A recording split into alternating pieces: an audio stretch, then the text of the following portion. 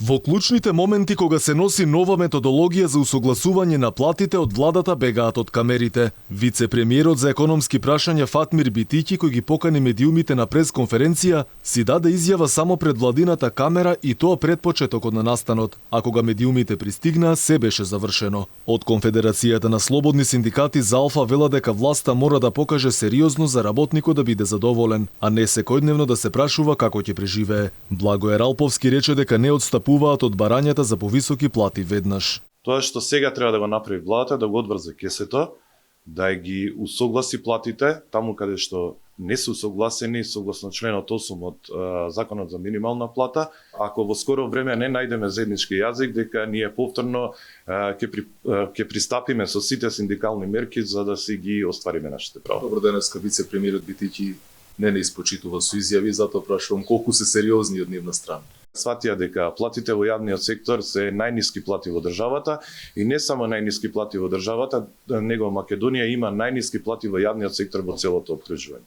Откако Фатмир Битики се прашуваше од каде излезе барањето за 14% зголемување на платите, Јована Тренчевска по потпишувањето на Националната програма за достоинствена работа, по кој знае кој пат повтори дека се барало системско решение. Работиме на системско решение за платите, каде 14%, кога досега не се разговараше за 14%, се разговара за систем. Дека работите не мрднале од мртва точка со години, пак алармираа синдикатите. Бараа да се заштити работникот за да не стане топовско месо, особено во градежништвото, зашто прекувремената работа е голем причинител за смртни случаи и повреди на работните места. Денеска уште еднаш вистината ја кажаа в лице на министерката. Имам поминато над 35 години дека поминал многу влади, многу министри за труд, многу премиери.